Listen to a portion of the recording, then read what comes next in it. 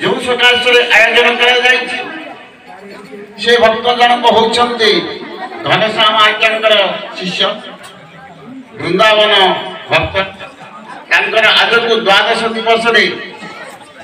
देहांत होकर अमर आत्मार सत्य कामना करने सकाशे सुयोग्य संतान जई झी यही कार्य को हाथ को नहीं तेणु अमर आत्मार सत्य कामना करने सकाशे समस्त को निवेदन करुच्ची किछि समय आपण माने छिड़ा ही पड़ंतु नीरव प्रार्थना करा कौन होहाला करिवे नाही निज निज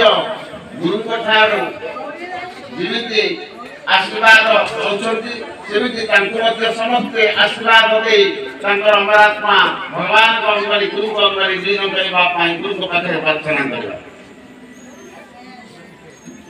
सावधान शांति नीरव प्रार्थना आरंभ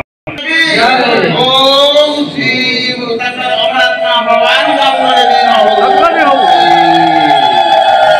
समस्त ए जहार स्थान अनुमोदन करंतु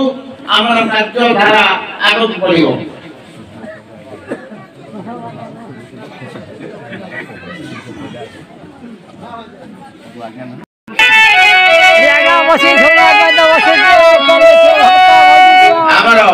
गोटे भजन